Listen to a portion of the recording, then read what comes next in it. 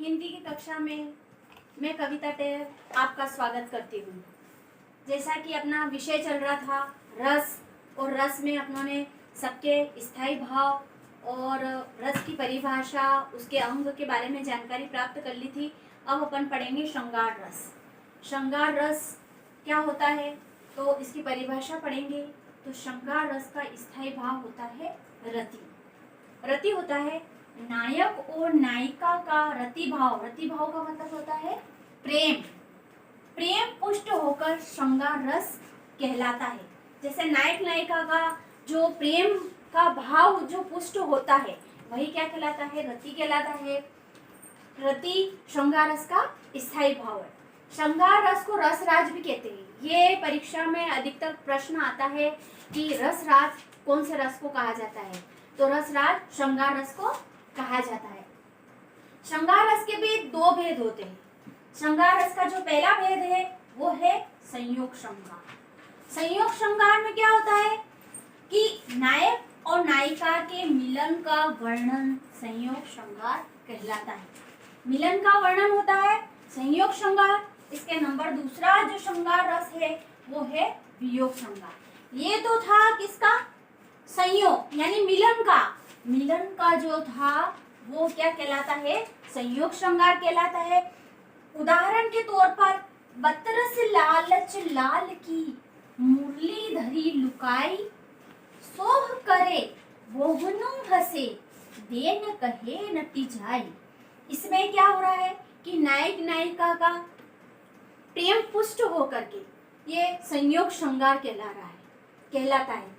अब संयोग श्रृंगार की आप परिभाषा, तो परिभाषा है नायक और नायिका के मिलन का जहाँ वर्णन हो वहाँ संयोग श्रृंगार होता है। उसी प्रकार अगर वियोग श्रृंगार पूछा जाए तो भाई वियोग श्रृंगार किसे कहते हैं, तो नायक नायिका के विरह विछोह का वहाँ वर्णन हो वहाँ क्या कहलाता है, वियोग श्रृंगार कहलाता है। तो श्रृंगार रस के कितने भेद होते हैं, दो भेद होते हैं। पहला होता है एक संयोग श्रृंगार, दूसरा होता है वियोग श्रृंगार। श्रृंगार रस को रसराज भी कहा जाता है। और अब अपन इसका वियोग श्रृंगार की परिभाषा पढ़ेंगे। संयोग श्रृंगार और दूसरा है वियोग श्रृंगार। वियोग श्रृंगार की परिभाषा है कि जिस रचना में नायक एवं नायिका के मिलन का अभाव रहता है, मतलब मिलन नहीं रहता है और वियोग रहता है, विछोह रहता है, विरह का वर्णन होता है, वहाँ वियोग श्रृंगार होता है। उदाहरण के तौर पे आप देख लीजिए कि मेरे प्यारे नव जलद से कंज से नेत्र वाले, जाके आए न मधुबन से और न भेजा संदेशा, मैं रो रो के प्रिय विरह से बावली हो रही हूँ, जाके मेरी सब दुख कथा शाम को तू सुना दे। मतलब इसमें क्या है कि इस छंद में विरहिणी राधा और कृष्ण की बात हो रही है कि विरहिणी कौन है, राधा है, क्योंकि कृष्ण छोड़ करके चले जाते हैं तब राधा की दशा क्या होती है, वो विछोह होता है। तो इस छंद में विरहिणी राधा की विरह दशा का वर्णन किया गया है। राधा कौन है, आश्रय है, और श्री कृष्ण कौन है, आलम्बन है। तो श्रृंगार रस के कितने भाग, दो भाग। पहला कौन सा, संयोग श्रृंगार, और दूसरा कौन सा, वियोग श्रृंगार। जहाँ नायक नायिका के मिलन की बात हो वहाँ संयोग श्रृंगार, और जहाँ नायक नायिका के विरह की बात हो वहाँ वियोग श्रृंगार। आपको श्रृंगार रस समझ में आ गया होगा। अब दूसरा जो रस अपन पढ़ेंगे।